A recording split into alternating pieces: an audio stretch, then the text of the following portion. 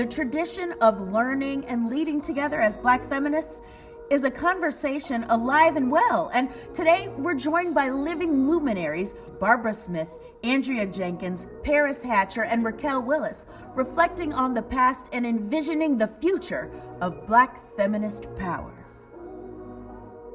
Welcome, y'all. Thank you. Raquel, I'm going to get started with you. I want you to tell us about yourself. I'm Raquel, pronouns she and her, unapologetically Black and queer and trans and a woman, and from Augusta, Georgia. So very much Southern, now living in Brooklyn, New York. I am a dreamer of liberation. And yeah, I believe in the dignity and honor of our people. Oh, that was juicy. That gave me chills. Andrea, tell us about yourself. My name is Andrea Jenkins. I am Black. I am trans identified. I'm queer, bisexual. I grew up in Chicago, Illinois, lived and worked in Minneapolis for about the past 40 plus years. Some people call me a politician.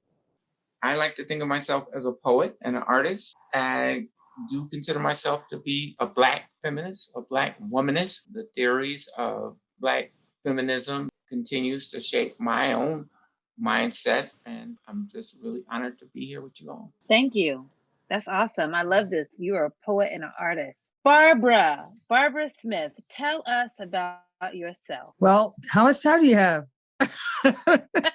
Since I'm a few decades older than virtually everybody with us. But that doesn't mean that I need to take up any more time. I was born in Cleveland, Ohio in 1946. 7 minutes later, my twin sister Beverly arrived, and we've been a team ever since. My family came from rural Georgia, Dublin, Georgia, so I kind of share that with Raquel. And I feel really fortunate that I came of age during one of the most significant historical periods in our country's history. And that was a time of the civil rights movement in which I became active as a teenager in the 1960s, and then also, of course, a Black liberation. So those are the roots of my activism. I consider myself, and I think others would too, I'm a member of the left. I'm a socialist, a radical, and I hope that one day people will say I'm a revolutionary. And I'm a Black feminist and a lesbian. So there you have it. That's awesome. Thank you. Yes, I believe that you've earned your revolutionary stripes. And I want to tell you all a little bit about myself. So my name is Paris Hatcher. My pronouns are she, her, and hers. I am from Greensboro, North Carolina, but I live in Atlanta. So Southern girl for life. Shout out to the South. I'm a Black feminist. I'm queer. This work is so important. It feels like a birthright and a calling. And Black feminism grows me, nurtures me, teaches me, pushes me, invites me to reach my fullest form. So it's so great to hear a little bit about y'all. But I was curious about, when did we get started in our own paths around Black feminism? When did you notice that Black women and girls and like LGBT people and gender nonconforming people were treated different based on their identities? I think that having grown up during the Jim Crow era, that really was completely pivotal in shaping my political consciousness. My family, as I said, is from the Deep South, and their racial consciousness, I think we kind of got it through our pores. In one of the worst states of the Confederacy, it's almost like it was in the water, or should I say in the lemonade and the Kool-Aid and the sweet tea. I was surrounded by Black women who were independent and who had high expectations and expected, my sister and me to do something. And then fast forwarding into my young adult years, I really didn't understand exactly how sexism worked probably until I was in graduate school, because I went to a women's college. But as soon as I got out in the world, I began to see what the barriers were. And I was, I guess, waiting for Black feminism, because I did not get involved in the white women's movement of the early 1970s.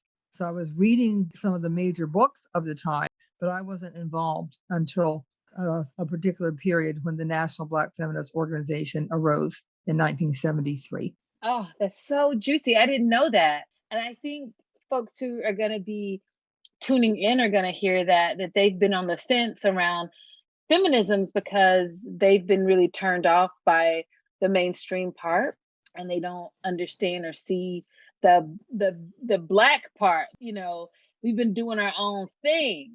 I was thinking, listening to Barbara's sharing, and Barbara became an activist in the 60s. I was a child of the 60s. I was born in 1961. And in Chicago, which was really, I call it a hotbed for Black nationalist politics, I sort of recognized that there's something different around being Black in this society. Black History Month didn't exist. It was Black History Week. And I was a sophomore in high school, and we wanted to have an assembly in our high school to celebrate Black History Week. And the principal was like, no. And so I was a part of a group of students that we walked out of school. And you haven't turned back. Haven't turned back. We got to have our Black History Week celebration. Raquel, I want to bring you into this conversation. What made you take action for the first time? What issue really activated you? Gender was my first kind of entry point into realizing something ain't right, like something's up. My mom was, she had a doctorate of education. She was like a community leader. I remember her and my father having a conversation, and he said something that just was like, that was it. Like, it was the law of the land. There was going to be no further discussion. And she remembers this. And I turned to her and I was like, you're an adult. Why do you let him just have the final word? He doesn't have to have the final word. And then I kind of had, the quintessential experience of being gender nonconforming and queer and legibly those things. So I was called a sissy, called all of those things, bullied by the boys, like collectively, but like one-on-one, like things were cool, or even sometimes more than cool. And I just felt very isolated and alone. It really wasn't until after I had my first job and moved to Atlanta, started organizing with folks like Tony Michelle at Solutions Not Punishments Collaborative, that things started to fall in place, I think, in a deeper way. So much great information, so many points of resonance.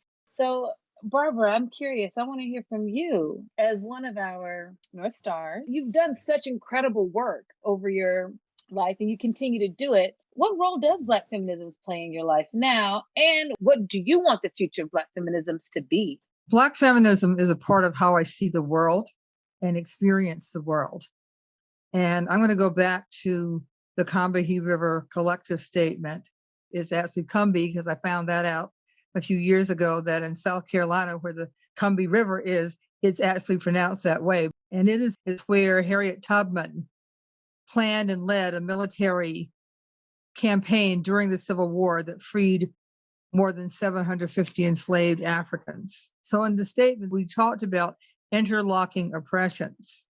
That was our definition of like how Black feminism becomes operational in the world, that it's not just one vector of oppression.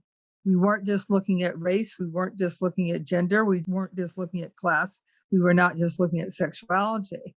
Intersectionality as a concept was developed in the late 1980s by law professor Kimberly Crenshaw.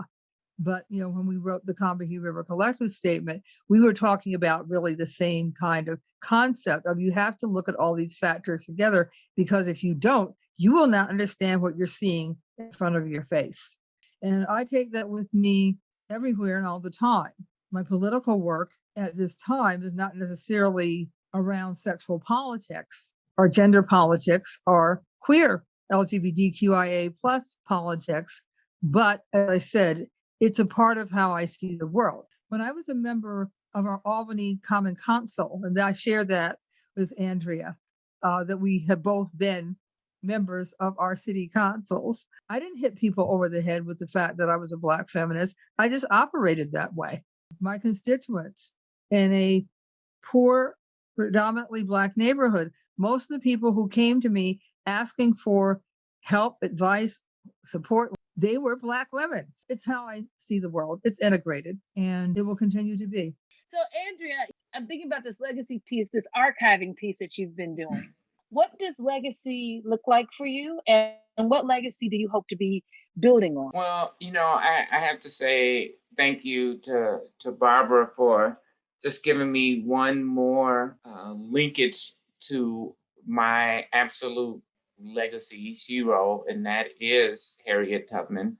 Whenever anybody asks me, how do you do this, Andrea? How do you keep? I always say, I think about Harriet Tubman.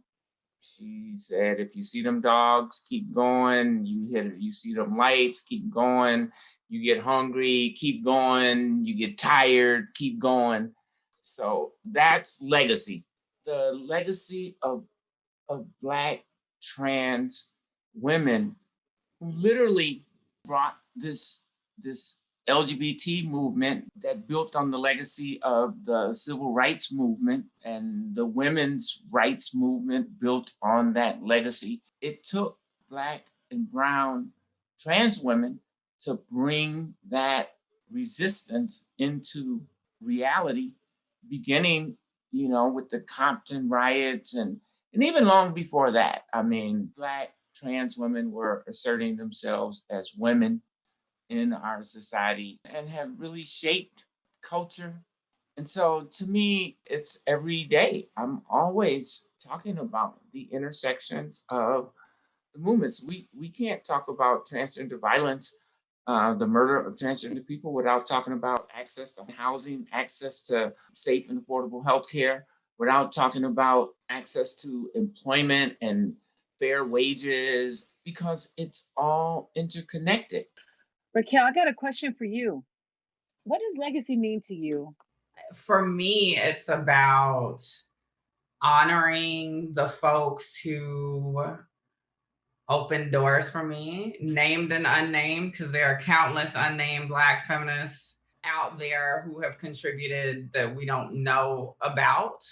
And of course, honoring the ones that we do know about. I mean, literally having to give it up to you, Barbara, for being a part of a complete shift.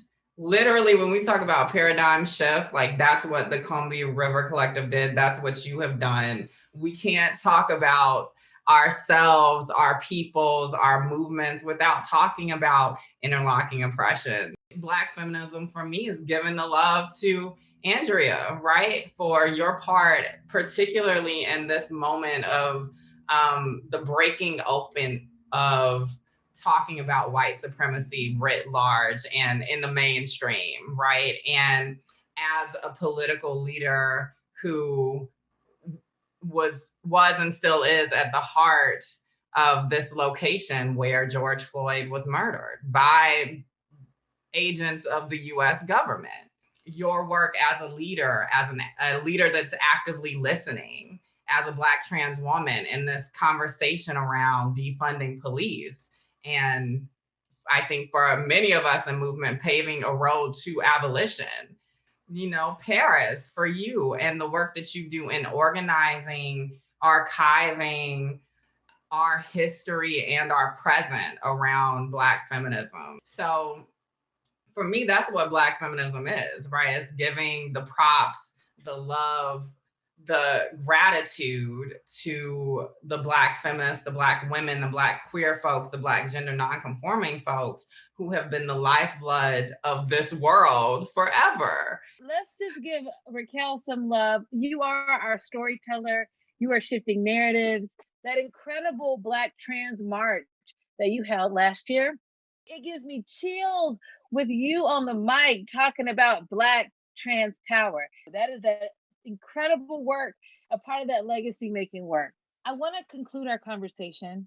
To you, Barbara Smith, Raquel Willis, Andrea Jenkins, I'm in deep gratitude to be talking about the legacy of Black feminisms with y'all, to imagine and reflect on what we have been a part of, our different decades, the different issues that energized us, that activated us, and the work that we're continuing to do. And so I want to thank you so much for being a part of this conversation, y'all, and just the most tremendous gratitude.